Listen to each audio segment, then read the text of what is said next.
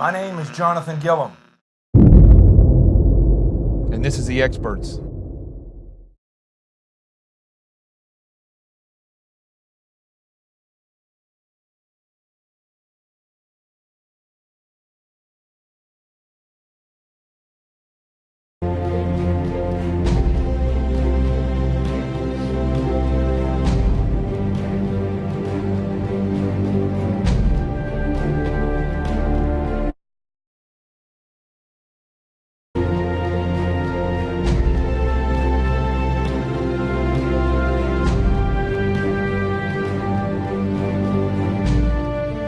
This is Jonathan Gillum, and this is The Experts on Facebook Live, Twitter, and YouTube.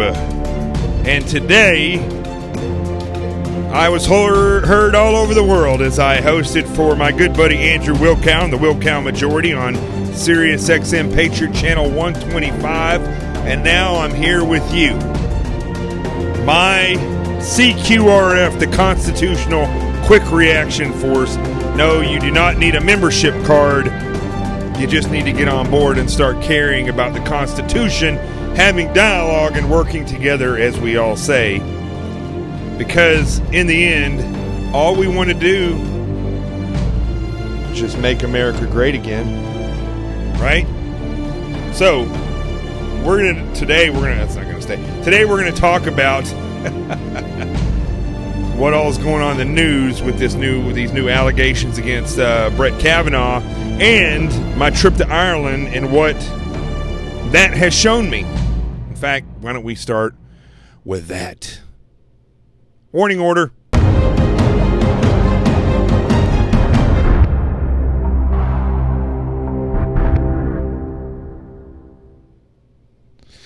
Now, because of great demand, I came back today to do the show. Yes, I'm running a little bit late, but I had, I don't know what the deal was. You know, as I've always said before, internet problems. But I couldn't get this thing to sign on for some reason. I don't know. Everything was rebooted. I can't tell what is going on in the tech world anymore from a day-to-day basis. I wake up and my phone is reset, or I go to log on here and I haven't been on in a week and everything's reset, but whatever. We're here. We're live. I don't know how many people are watching the show. Not many. Make sure, this is the thing I didn't mention last week. Make sure that you're sharing this show. That's how the reach gets out there. If you share the show, then the reach will grow. In fact, that's what I'm going to do right now. Is I'm going to share the show where it says share at the bottom. I'm going to copy the link, and then what you do is you go to your page, or in my case, pages, because I have a personal page, and I have a couple of business pages on Facebook as well. And so I go on there and I share all these, and what it does is it populates their search engine or their algorithm. So make sure that on Facebook that you're sharing it, and on Twitter that you're retweeting it. Okay, so that's what you need. That's how you do it, and it should be shared there. Okay, boom. All right, it's shared. Good grief. Now, yes, share it now. Why do they keep doing this on Facebook? Let me see. I'm just going to close that out. So They make it difficult. They always make it difficult. So, I just got back from Ireland yesterday. Make sure you share and retweet the show. And I talked about this today on the Wilkow Majority on Sirius XM Patriot Channel 125. Man, that glare is really hitting hard in my glasses. And I talked today with Louis Gohmert, which was he's one of my heroes. And if you don't know who Louis Gohmert is, ask anybody in his the first district in Texas. Louis Gohmert is a real representative. Louis Gohmert is somebody who cares about his constituents and listens to people. And he also is a man that has a resume that isn't like Ben Sasse or Barack Obama or many other people on the Republican and Democrat side who came out of nowhere. You know, they went to high school, then straight to an Ivy League school, and then either went into the Congress or into Senate, or they did some kind of senior, not analyst, but senior person, that advisor in some big business, and then went straight into the Senate or Congress. I mean, it's like in 10 years they're running the country. Those things are very strange to me, because I have grown up in my adult life with individuals who are amazing leaders and servants to the United States citizenry, to our freedom. And it takes years to hone those skills, years of understanding. I just, in the past 10 years, have I actually learned what true leadership is all about. And a lot of that came from my failures, or the failures that I saw by others, in especially in the FBI, but even in the SEAL teams. I mean, we're not perfect in the SEAL teams. And so when I talked to Louis Gomer today, it was amazing, because you're talking to somebody who has a moral foundation. You're talking to somebody who has an understanding of leadership. You're talking to somebody who is aggravated with the system in which he works, because he sees, as we talked about today, that it's damn near impossible to get anything done by the people that care about this country. So it's interesting. We were talking today, and breaking news came out that that Brett Kavanaugh was being that another accuser had come out and was making statements against him. I'm going to pull up the news right here. It was interesting when I saw it come out, and I saw that that this individual was attached to Michael Avenatti, the porn attorney and the DNC operative, and it just reeked. He's been saying that he has somebody that's been building it up, because that's what he does. He was building it up and talking about how, who this person was going to be. And he, like Dr. Ford's attorney, that's the one that says that she was wounded, and says that she, wants to come in front of Congress, that she was assaulted by Kavanaugh when she was in high school. So her attorney is the woman with the arrow pointing to her. And yes, that's Hillary Clinton in front of her. That's who you have to realize that these people are. It is strange when you think about, for instance, Bill Cosby's accusers, as they started to filter out. These are women. I explained this today. I'm explaining it to you again today, so I apologize if you listen to the radio today. But what you have to understand, and those of you probably that have watched this show before and know who I am, then you should understand that, I was in the FBI as a special agent, and been in other forms of law enforcement, and as a Navy SEAL. When we do investigations and we look at, let's say we get a complaint from somebody, and they come in and they give information, they give a statement. And even if the statement is under oath, the statement alone only holds so much weight, because hearsay can be, or gossip can be reported, and there's never going to be proof for that, because it's hearsay or gossip. What you have to have is evidence or actions that give weight to the statements. In the case of Bill Cosby, or in the case of Harvey Weinstein, what you saw were individuals that initially came out and said they were sexually assaulted or drugged by these individuals, and in some cases raped. And we are able to go back and determine that these individuals were in fact with or around the individual that they are accusing and making accusations against. We can look at and question other individuals that work in that environment, in and around the accused, and we can find out what the reputation was of these individuals, if there was any known behaviors that give credence to the statements that the individuals or the complainants made. We can then look for evidence of certain kinds, either, and I don't think it happened in the case of Weinstein or Bill Cosby, but in certain cases you can set up a sting to try to catch somebody to see what happens. You can interview other victims and see if their statements corroborate.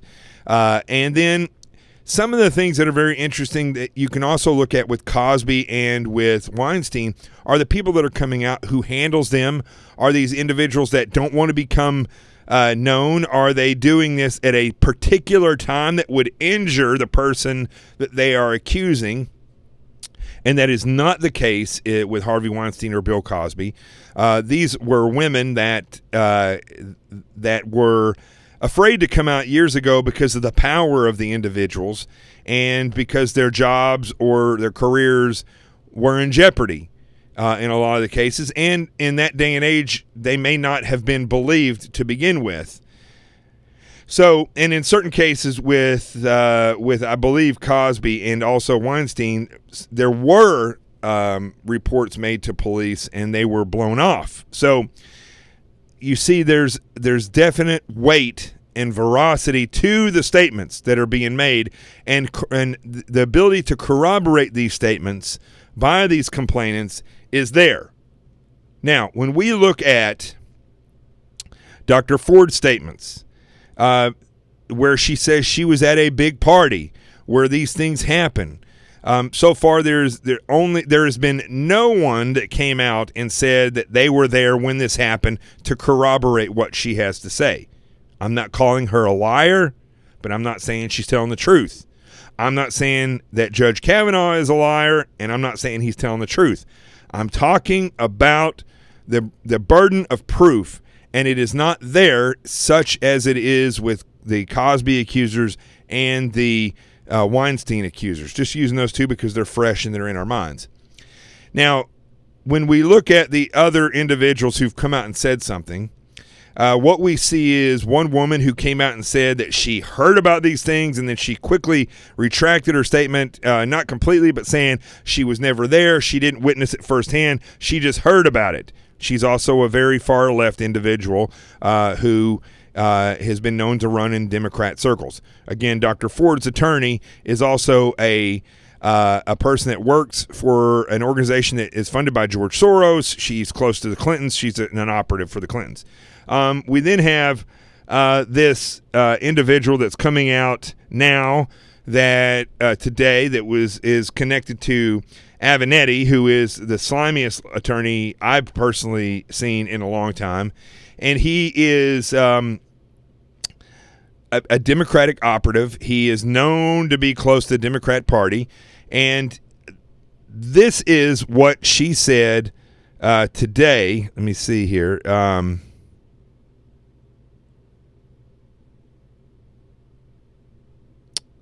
I wanted to bring up her exact words. I don't have them right in front of me. But this is basically, and I may even, no, this is what she said because I said this 10, 15 times a day on the radio. She said that she attended at least 10 parties. Now, at the time that these parties were happening, she had already graduated 3 years prior from high school. So apparently she likes to hang out at high school parties even after she graduated.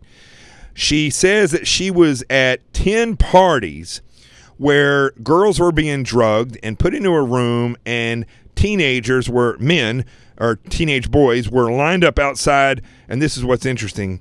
They want to call Kavanaugh and these individuals at this age men, but they want to talk about the David Hogg and the rest of these students that were saying all the stuff about the gun rights and stuff after the school shooting in Florida, that they are children, and we can't say anything about them because they're children. So, again, they like to play fast and loose with these words, as long as it fits their narrative. So, this woman says that she was at 10 parties where where girls were being drugged and put into a room, and that teenage boys would line themselves up against the wall and go in and take turns having sexual intercourse with this girl. Now let's look at the factual structure of this statement. She also says that she was, in fact, raped at one of these parties. She did not confirm who the person was that raped her, but she said she was not, in fact, raped by Brett Kavanaugh or Mike Judge. But they were there in attendance at the party when she was raped by a train of teenage boys, and that she had been drugged. She did not name her actual rapist, or any of the rapists for that matter, other than the fact that Kavanaugh and Mike Judge, according to her, were at all these parties. She had never made previous statements to law enforcement, nor do we have any reports, to my knowledge, from law enforcement that anyone ever reported that gang rapes were occurring multiple times at these school functions. Now, I find it, from an investigative standpoint, very hard to believe that school parties could. Now, does it happen? Yes, there are gang rapes at times. I remember hearing a tragic story about a disabled girl who was raped repeatedly by a group of guys, and they had talked her into fooling around because they said she could be a part of their group or something like that. Anyway, it went completely out of hand, and she was I don't even want to get into the details, but it was very violent and very evil, basically, of nature, but she was raped. That came out very quickly. It came out very quickly. You have teachers that have sex with students. You have female teachers that have sex with teenage boys. Yeah, you would think that teenage boys would be saying, hey, listen, I don't tell anybody I had sex with a teacher. This stuff comes out very quickly. You have adult male teachers molesting students. It comes out very quickly. All these things seem to come out very quickly when there is a victim that is a minor, when it has to do with school. But for some strange reason, 10 parties that this woman is talking about occurred where girls were repeatedly drugged and gang raped, yet people continued to go to these parties, and she included, where she was eventually raped, and it never got out. Now, I'm not saying she's a liar, but from an investigative standpoint, I'm having a bit of difficulty believing that there is any weight to the words that she is saying, to the accusations she is making. I don't like that. I don't like having to take a stand like this, because it is, in this day and age, people are running, absolutely running amok, completely afraid of in radio and television of being compromised because they make a statement. I'm not going to run scared. What I'm going to do is make these statements in an analytical fashion, just as I would have if I was on any radio show or if I was on CNN back in the day or whatever. I analyze things from an investigative standpoint. I take the emotion out of it, and I look at the facts. And what we have here are multiple complaints against a sitting judge who has the cleanest and most spotless record that you can have as an adult, yet there are accusations from when he was a teenager of a violent sexual nature with no evidence, no corroborating witnesses, except for a few people who say, yes, I heard that person say that, yes, this person told me that, and they just happen to be close friends or relatives that had no first-person observation of any of these things happening, and they had never heard of this before until just recently. I find that extremely troubling when I'm trying to look at these things from a fact base or from an evidentiary stance as an investigator. Now, as I said today on the radio, I'm not looking to try to sway you one way or the other. I don't want to make liberals mad or conservatives happy by they're saying, yes, he's laying it out, and we're going to listen. I'm sick of liberal and conservative terms. I'm sick of the Democrat Party and the Republican Party. I'm sick of this divide in this country, and I'm sick of having to tiptoe around subjects that you do not have to be a rocket scientist or an attorney to realize that games are afoot, that censorship is as bad as it's ever been in this country, and it's being done by private citizens, not government entities. Private citizens who claim to be Americans and believe in freedom will turn around and censor you because you don't feel the way they do ideologically. They will censor you. They won't censor people from Antifa or people that are liberal that make threats against the president. But lo and behold, if you say something about one of their little angels, or if you say something that they deem as of a violent nature, and they know you're conservative, you're banned for life. Or even better, if you were liberal, you can attack and report anybody that's saying something conservative that you don't agree with, and they will get frozen. Their account will get frozen and potentially banned. On the other hand, and I know because I was reading today when Louis Gohmert, who's the nicest man you'll ever meet, said he was going to be on the Will Cow Majority with me, and some weirdo was going off on one of the CQRF members saying how he had sex with his dad and all. I mean, just really weird, grotesque stuff. We could report that. Nothing would probably be done. But somehow, mysteriously on Twitter and on Facebook, if somebody who's liberal makes a complaint and says that person used a 4-letter word, all of a sudden, you're banned. And in the case of Jeff Woods or some of these other individuals that have retweeted something, they will get banned because they're saying that they're interfering with elections or some nonsense like that. I mean, censorship is as bad as it's ever been. Politics is dirtier than it's ever been in this country. And it's only going to get worse unless the American people stand up and say enough is enough. And I'm not talking about conservatives only. I'm talking about no matter what your viewpoint is, you should be standing up and standing together against this nonsense. Now, I apologize last week. The video kept being choppy. I don't know if it's doing that tonight. But another one bites the dust. It seems like Verizon and Verizon Fios and Verizon Wireless they at one time were amazing companies that gave an amazing product and incredible customer service. Now, I don't know what's happened to Verizon. Customer service is horrendous. Their internet service is terrible, absolutely terrible in New York City. And the way they do their billing, I don't know if anybody else has Verizon on here. It's on Verizon Wireless and Fios, both the same thing. The way they do their billing cycle is a billing cycle will end like on the 28th. They're already starting to bill me 2 weeks before that, saying I'm behind in my payment when I haven't even it hasn't even reached the end of the service time for me to pay my bill. And when you look at the bill, it says you owe $350 or $300 and something dollars versus the $150 that you pay a month, because they're adding the next month's bill along with it.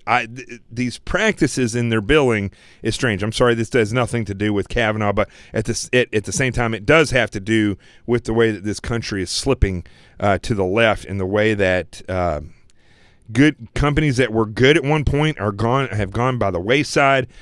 Politicians that were honorable have sold out, and ideologies like socialism, which is really communism itself, Sharia law, these things are being accepted in certain ways, to the point where some people that are claiming to be socialist, and even in the case of de Blasio here in New York, communist, are getting elected, which should be actually against the law. And I don't know why that. I know everybody says, and I've heard this before, I talked to Louis Gohmert about it today, that it is actually against the law. There's a law on the books that talks about, you can't infringe upon people or do anything. But there needs to be a law that says socialism, communism, Sharia law, and any other ideologically driven form of government or form of government at all besides what is dictated in the Constitution is against the law, and it cannot be a platform that you run on, and it will never be a form of government in the country. And anybody trying to support or secrete those forms of government into our rule of law shall be committing, I don't know, treason maybe, and they shall be imprisoned for life. That's the way I think it should be. The law should say something like that. Okay. Let's go to the A block. I don't really think I need to say much more about what is going on with these accusers, with the exception of, because I haven't even looked at Twitter to see what people are writing, but you need to realize, folks, I know that there's always going to be these bots that are on, that's what we call these people, these weirdos who are operatives of the Democratic Party, and they're always going to act like they're angry and say nasty, weird things. I don't even pay them any attention. I usually block them so that I know who they are, and I suggest that you don't get into arguments with these people. But there are people on the social media sites and in the world that feel the need to defend the left or the right. What I feel like you should be doing is defending truth and defending freedom and defending opportunity and defending individuals who are poor and are in need a hand up. That's what you should be doing, and you should be looking for politicians to be honest and truthful, and if they're not, we get rid of them. Stop with this liberal and conservative separation. The country is so polarized that it's literally like a cancer. And trust me, folks, you can take something like a SEAL platoon or any other major team in the world that could be the winningest football team in the world or whatever, and if you secrete a cancer like division into them, they will eventually fall, which is what I want to talk about, what I learned from my trip to Ireland. So why don't we go to the A block, and we will talk about that.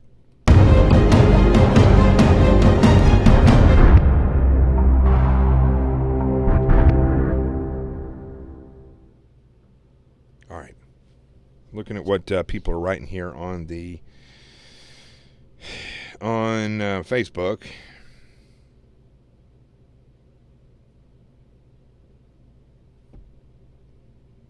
Somebody, Stephen Galvin, is asking what punishment, if any, could these accusers face if it's proven that they are lying?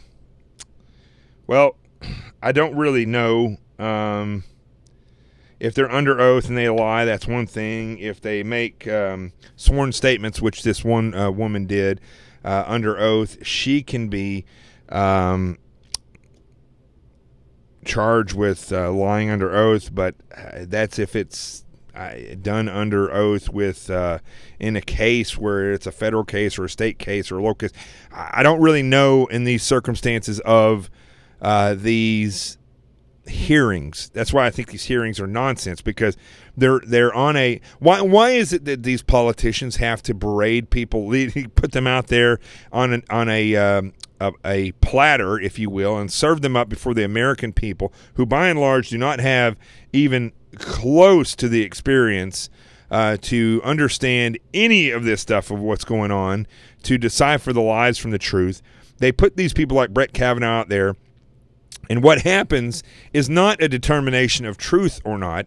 What happens, and this is what's happening with the Democrat Party, they are trying to crucify Brett Kavanaugh in the public's eye, not to ruin him, but to spoil the vote of the Republicans that would be confirming him, because they want these Republicans to say, we are not going to vote for this guy, because if we do, we won't get reelected. You see, that's how this court works.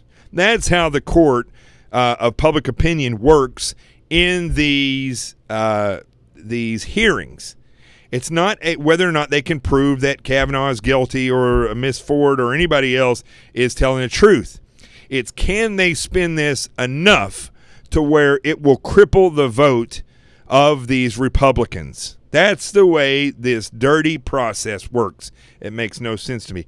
They should go behind closed doors and make these decisions. They were hired to do these things, and if they're not capable of doing it behind closed doors, then they shouldn't be in the job that they're in, period.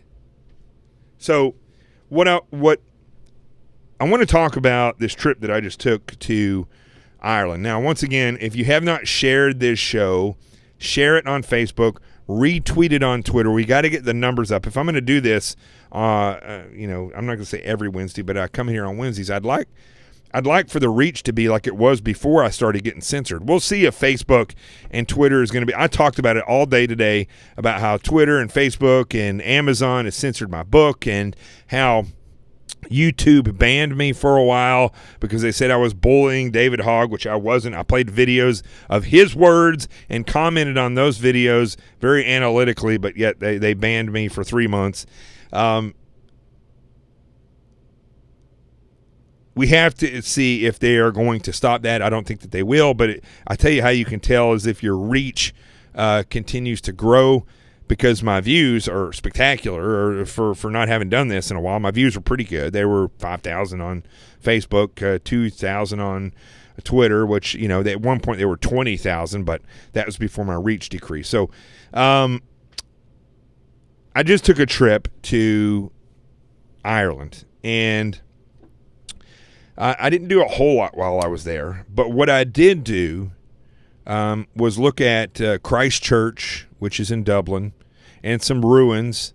I went on a Game of Thrones tour, and because I had to get out of the city for a little bit of time that I had there, and it went up towards Belfast and into the mountainside where Game of Thrones was made, and I looked at these ruins, some of them 1,000 years old.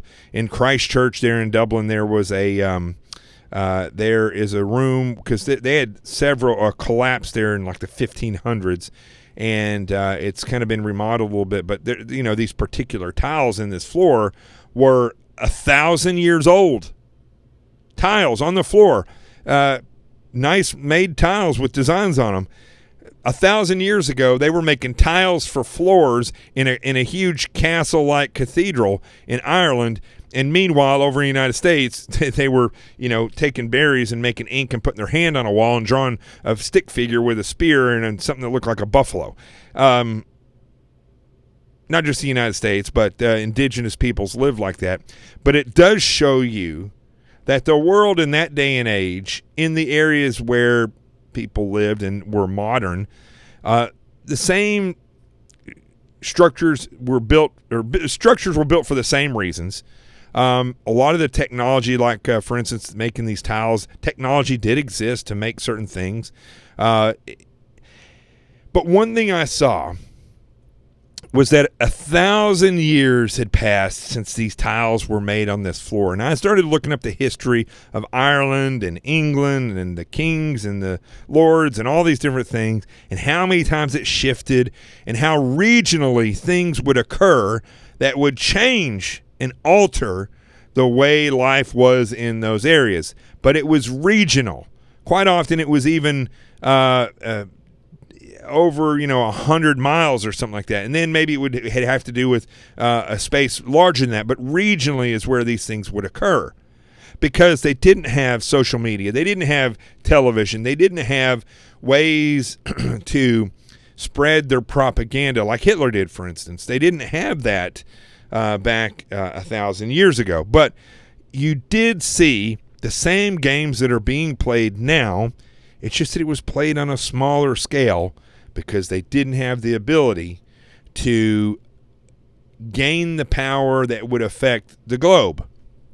You fast forward 1,000 years. Another thing is, these would last for generations, like maybe 500 years or 300 years, that these individuals and their families would be in power. And so what we're seeing now, and it was fascinating to look and think to myself, the United States, the oldest thing I've seen in the United States was just over 240 years old. And our Constitution, our Declaration of Independence, all the artifacts we have of George Washington, those are 240-something years old. That's it.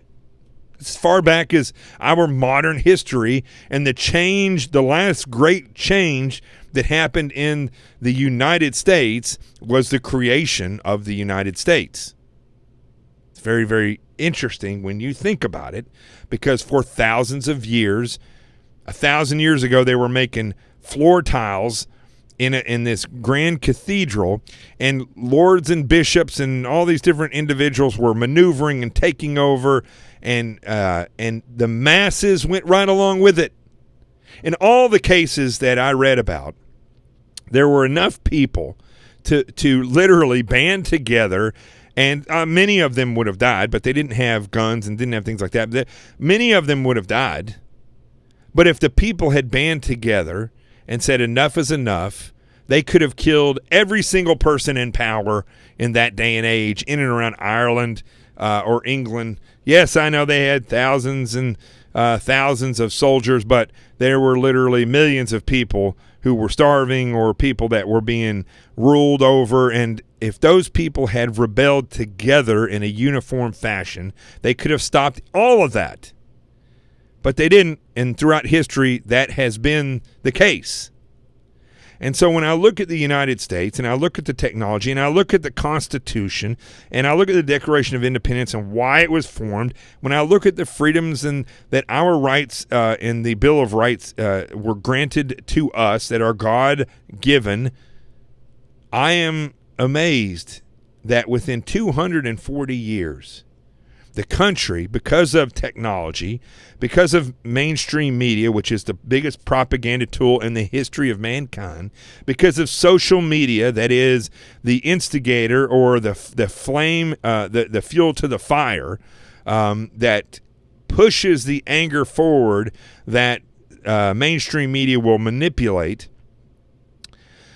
those technologies have propelled the global movement, not just a regional. It's not just the United States. It's a global movement forward that is communist in nature, that is striving to, and I don't care about anybody's lifestyle or how they live. I don't care if you're gay or straight, black, white, woman, man.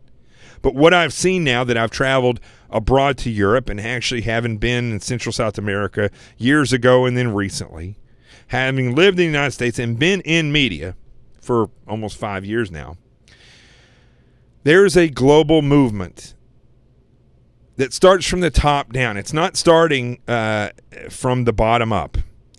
It is fueled by social media. It is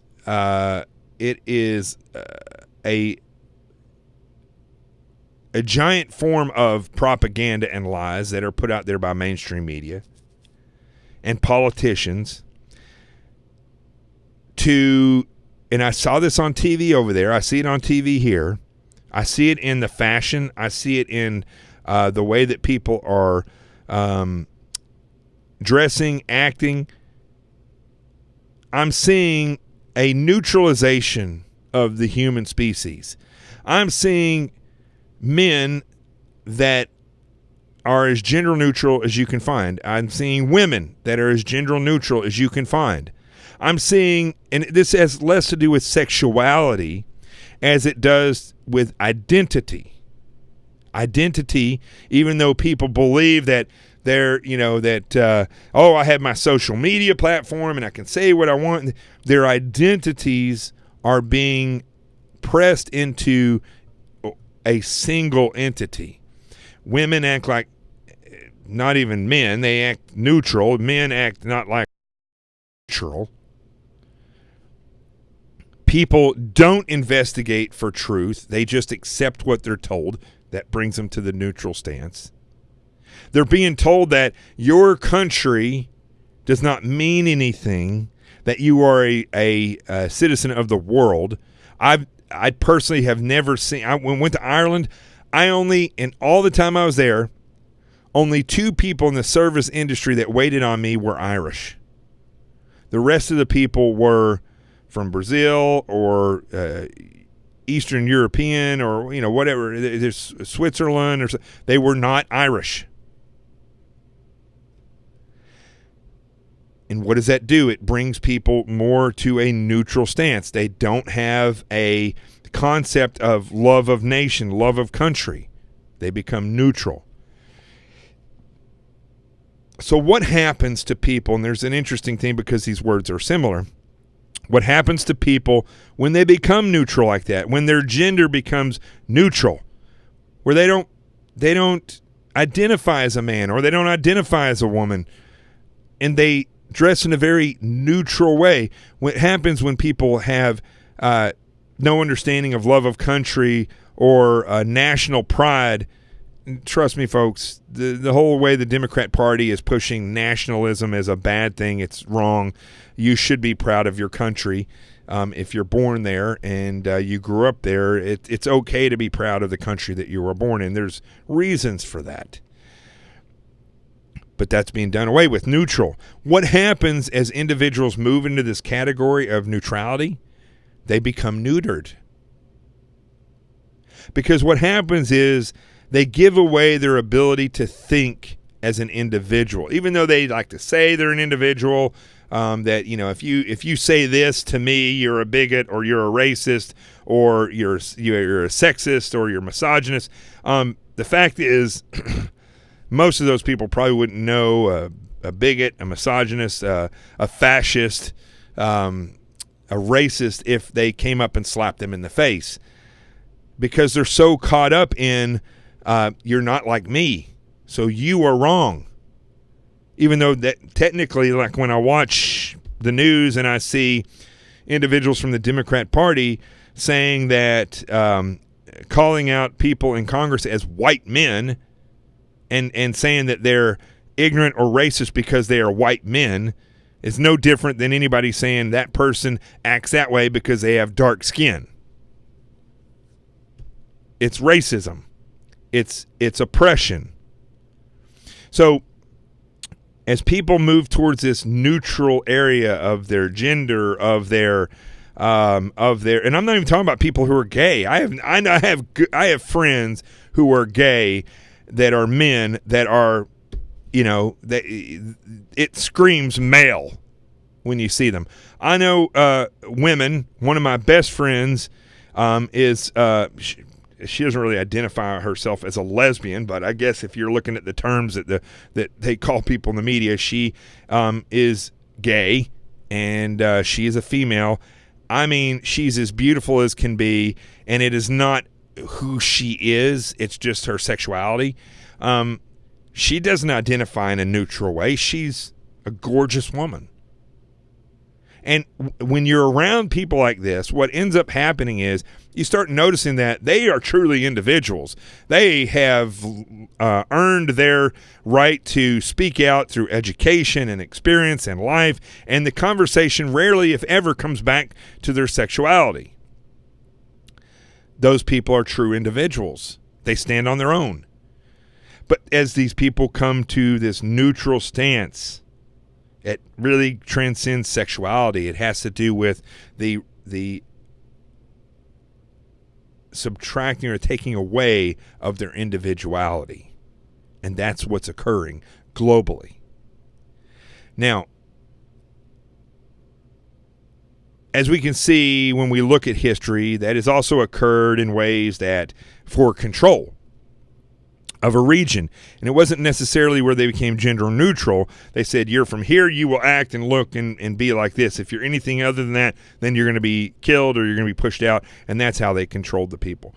But what I'm seeing now is a global movement. And it's so evident when you leave and you go abroad and you see how the same problems that you're having here are occurring over there, the same lies, the same manipulation of media and information, the same cover-up of the truth, the same manipulation of the truth, the same neutralization of the people, and the overwhelming pressing of moving into the world, traveling around the world, seeing the world, getting people who are in poor countries or who are in religious countries where things are, they want them to, flee those, even though people like in Syria, for instance, they wouldn't have fled Syria if their war wasn't going on. I still think that war is a fictitious war made to get those people in that region out into the world. They go into another country like Germany. It's just pure destruction. I talked to some Germans while I was in Italy. Go figure. While I was in Ireland. I said Italy, in Ireland, and they said that it had now tempered down a little bit, but it was literally destroying Germany when all these immigrants from Syria started coming over. The rapes and the violence and the fact that people from a third world country were put into a modernized country, it just didn't work. But it's being pressed. Travel the world. Get to know the world. Stop loving your country. You're a fascist if you believe the United States is great. If you say that the United States is exceptional, then you must be a bigot. But that's not true. But you can see when you take a step back, and I always talk about this, when they look at, like if you went to a wall and you had a big mural and you stood this close to it, you're just going to be able to see blue or red, and that's all you know. But as you step back, the picture starts to appear to you until you're able to see it. And that's one interesting thing about going to these places is that instead of seeing that they are correct, what I started to see, and that you should be neutral in these, what I started to see after going to all these places, because I don't subscribe to these lies, is I started to see a clearer picture of what is occurring globally. That includes the United States. This movement of neutralizing the individual. It's very similar, but with color and pastels, but very similar to that old Nike ad, which is interesting that it was a Nike ad. I just came into my brain when, no, that was Apple. It wasn't Nike, it was Apple, where the individual threw the hammer at the screen. There's a very, very famous ad, and I believe that was Apple. Am I correct in that it was Apple, where the woman runs up with a sledgehammer and throws it at the screen, and it's like a Big Brother type of commercial? Why am I confusing those, whether it was Nike or Apple? But anyway, it's like that, but it's with pastels, and it's like all pretty flowery things, and you can't be too rugged or macho, or you can't be too pretty. It was Apple, the Apple commercial. That's what it's getting to. So after talking to Louis Gomer today, after doing the show today on Andrew Wilkow's, the Wilkow Majority on Sirius XM Patriot Channel 125, I sat back and I reflected on what I was feeling when I was over in Ireland. And I have to tell you, folks, if this is my last show and I got censored and I wasn't able to do this show anymore, it's really up to you all. And it does look like I'm having bad internet connection again tonight. It's up to you all to spread this truth and make sure that that people hear this, that this is not just happening in the United States, but it's happening globally. And it's happening very fast. But what is important about what is occurring here in the United States is that this is our country. And we are reaching a point where there is going to be no return. As Louis Gomer said today on the radio, we are already in a civil war. It's just that, as he said, and I don't remember what this quote comes from, when guns are introduced into a civil war, then you know that you're in the end stages of a civil war. This civil war has already occurred, and I've been saying this for 2 years on this show and on radio and television. Communism never went away, and in fact, it has evolved. It has evolved into a structure that is by far way more dangerous than anything the Chinese In fact, the Chinese are behind the curve on this. It is happening so fast that people don't even realize it. They look at it as fashion. They look at it as political ideology. They don't look at it as the reality that you are being moved into a neutral stance, away from national pride, away from individuality, so that there can eventually be a takeover of the people and pushed into I don't want to say one world government, but that's kind of what it is. And I have to tell you, folks, I'm a Christian. I would advise everybody to read the Bible front to back as though it was a book, so that you can read it and understand how God works, and the fact that Satan has been nipping at the heels of every single thing that he has created for good. In fact, I was talking to a friend today, and basically it dawned on me that if God calls upon you to be his servant, it's probably, not always, but if you do big things for God and you are noticed, it's probably not going to end well for you. It's kind of like a badge of honor, I guess. You can look all the way through the Bible, all the disciples who became the apostles. You look at all of the prophets and the kings.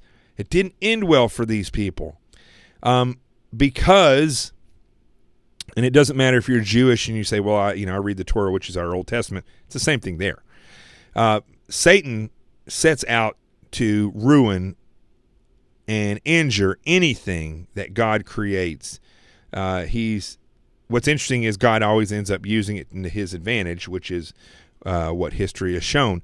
But I do believe that the American people have to be prepared for the inevitable if things continue to go the way that they're going. And that inevitability is going to be all-out civil war. It's probably most likely not going to get better. It's going to get worse, and it's going to happen very rapidly. And I'm telling you, folks, if there was sabotage of the electrical grid by individuals that are politically motivated, and I'm not talking about Islam. Let's say Antifa went out there and somehow figured out how to shut down the electrical grid. It would be martial law in the cities that fast, because there'd be instant rioting. People would start dying because there would be no water. It would go out of control so fast it would spin your head, to the point where people would say, because they can't read a map, people wouldn't even know how to get from point A to point B because they're so used to using their smart dumb phones. They should call them dumb phones, because we get dumber the smarter they get. So after traveling to Ireland, seeing what I've seen about history that just hadn't dawned on me before, that the same thing that used to take 1,000 years or 500 years is now happening within 5 years. And in 240 years, this country was doing just fine. It was evolving towards freedom and exceptionalism. And then just like that, since I would say it really took on epidemic proportions during the Clinton era, and George Bush, I believe, most likely was in cahoots with the Clintons. He did nothing to stop anything, and basically passed the torch over to Obama, and it has gone to a point where it is a frenzy, because Donald Trump got elected, that these people's plan got interrupted, and it is a frenzy. But you're seeing how deep and how connected that these people are. For instance, going back to the Kavanaugh case, Peter Strzok, who was the weirdo, psychopath, narcissist deputy director, or was even a deputy director, but he was a senior FBI agent. Everybody knows and saw his testimony. The guy's evil and weird. His sister-in-law works with, drum roll please, Dr. Ford, the accuser, worked with her brother. That is a bit too close for comfort. Her brother, coincidentally, worked for the law firm that handled Fusion GPS, which was funded by George Soros, who pays the attorney that is handling Dr. Ford. I don't think it's just me to say that those things are odd from an investigative standpoint, but it shows you the reality of how these people work together, and the election process that we went through with Trump getting elected, and how this whole Russian thing is. Have you noticed that whenever something else happens, like with Kavanaugh, that the Russian thing is put on hold a little bit because there's no truth to that either, and then when that goes away, the Russian thing will come back with a fury.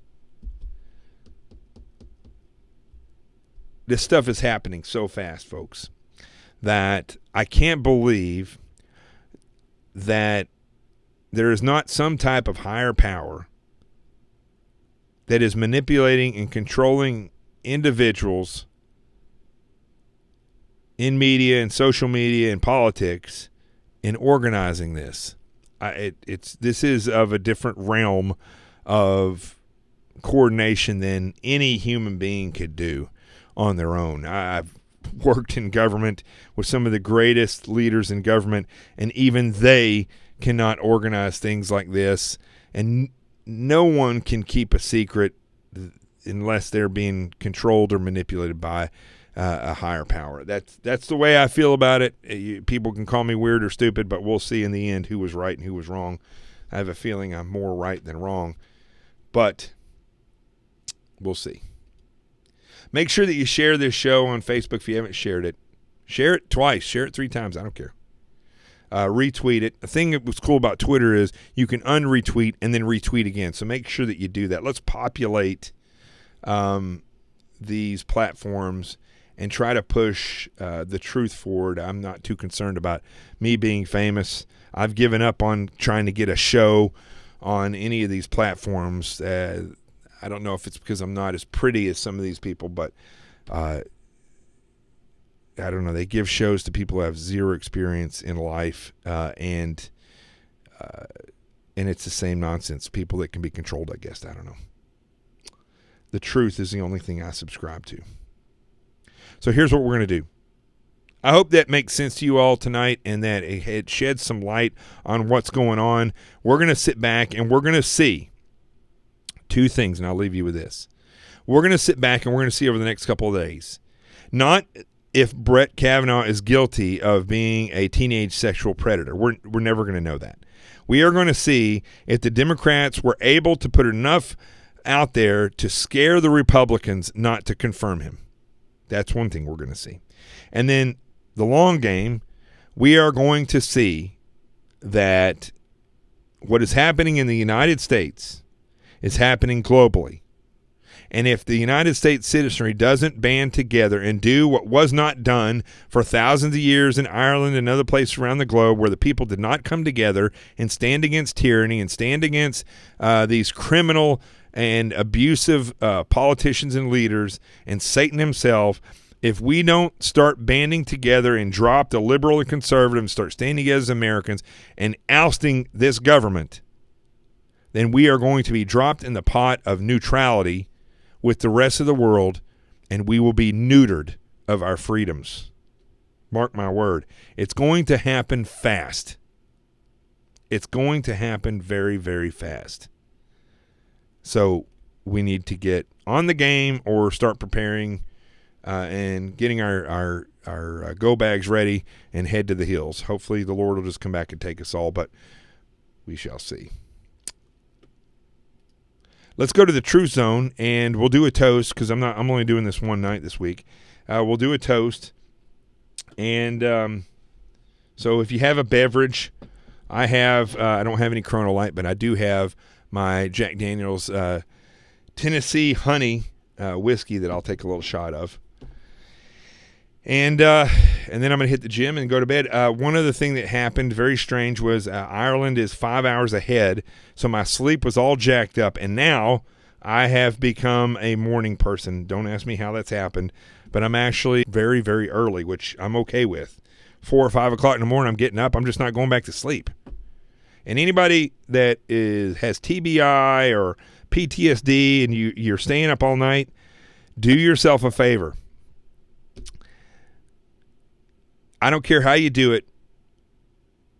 I don't care if you have to stay up for 3 days and then go to sleep at 8, 9, 10 o'clock at night, or even 11 o'clock at the latest. And your body will get you up early because you're not used to it. If you have to stay up 2 more days and go to bed again at 9 o'clock because you just weren't tired, push through it and do it. You actually can become a morning person. We'll see how my creativity takes a slam, but I'll tell you one thing. By the end of the day, you sure do feel like you've gotten a lot more done. That's for sure. Let's go to the Truth Zone, and we are going to take a toast in honor. I'm going to think about what I'm going to do it in honor of. And if you're a hater, I don't really care. You don't bother me. Let's do the Truth Zone. All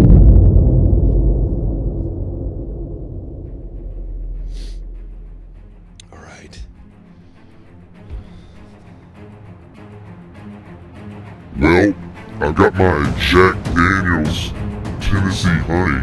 It's original recipe, original. Let me turn this up just a little bit so you can actually hear what I'm saying.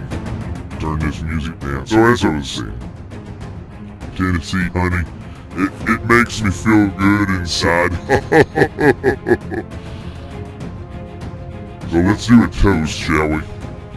Let's do a toast to my good buddy Louis Gomer. I don't suppose that he's watching this, but maybe you guys can reach out to him on Twitter and say, hey, we did a toast to you tonight for your honesty and your service to our country.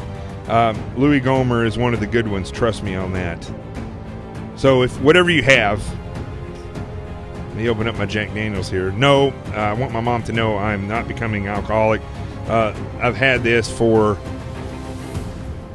going on like 2 months, so I'll take a little shot of it every now and then when I'm, at night, or if I don't know, I feel like I need to have a drink, I'll just take a little drink of it. Anyway, let's raise a toast. It's not going to be like Animal House. I'm not going to put this whole thing down. Let's raise a toast to our good buddy Louis Gomer, to individuals like Louis who are the real deal, servants to freedom, servants to the country. Jim Jordan is another one. That guy is amazing. I've never met him, but I like his style. And to all the other servants in this country of freedom and of independence, and those that want to stand together and against tyranny and communism and socialism, you don't have to be in the military to be a veteran for me to thank you for your service to this country. That's a lie. You don't have to go into official service to serve the country. You wake up and be your best, and it's not going to happen every day. Stand against the lies. Stand against the oppression of Christians and the oppression and censorship of conservatives. Stand against it. If you're liberal, and yet that's what you say, I'm liberal, you know what? You should be standing against that as well. If you're okay with Christians being oppressed, or for people in media calling out individuals in Congress saying those white men, and you're okay with that, there's something wrong with you. You've completely lost track of what this country is all about. Stand against that nonsense. Stand with me. You don't have to be in the military to serve the country, to serve freedom. I raise a toast to all those who believe this and understand that pride in our nation is okay. Don't be neutral. Don't be neutered. Be a woman. Be strong and proud. Be a man. Be tough. It's okay for a man to take up for a woman, to open the door for a woman. It's okay for a woman to be a CEO of a company, but it's also okay for a woman to be at home with her children so that they have a mom. It just be you. Do you. Don't be neutral. Don't be neutered. I don't care if you're gay or straight. Be awesome. And don't subscribe to this global movement of neutrality. I'm Jonathan Gillum. Here's to you, Louie, and here's to all the freedom fighters. Shall we stand together against this tyranny? Let's take a toast.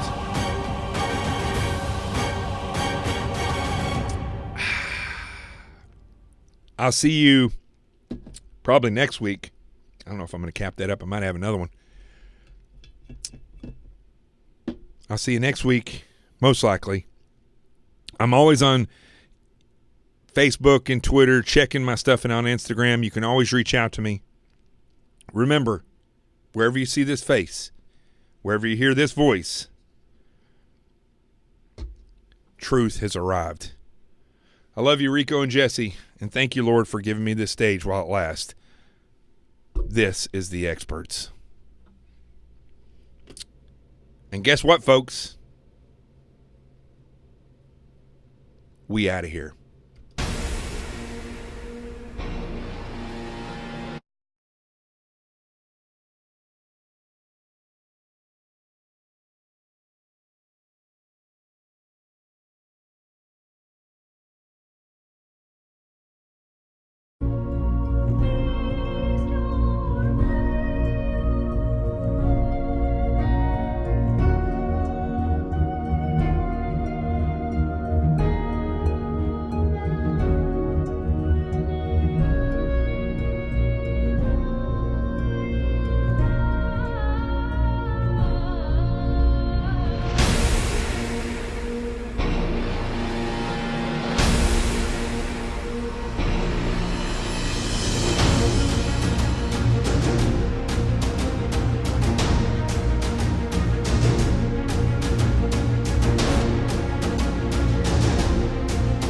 Don't forget to go get the book, Sheep No More. You see it scrolling across the screen right there. Go order it. If you have ordered it, go order another one and send it to the President of the United States. The President should be getting inundated by this book. Your congressmen, your senators, your clergymen, your chiefs of police, your children as they go to college, the principals of your school, all of them should be inundated by this book. This book will teach people not only to be aware of violent attacks, but to be aware of any type of attack, even of the political kind.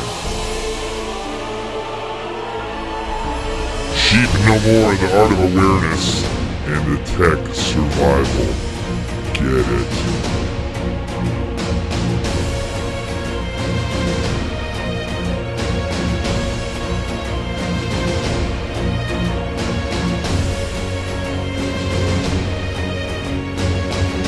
Don't forget to share this show.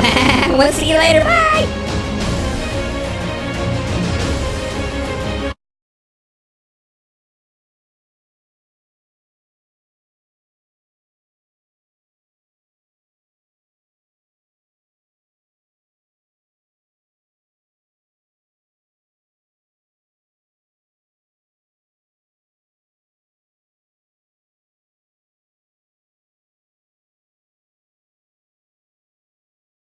How many of you are prepared for an incident like this? Get my new book, Sheep No More, The Art of Awareness and Attack Survival, and I will teach you to think like an attacker so you can truly defend yourself. Don't just react, act. Available for pre-order now on Amazon and Barnes & Noble. Sheep No More. Get it.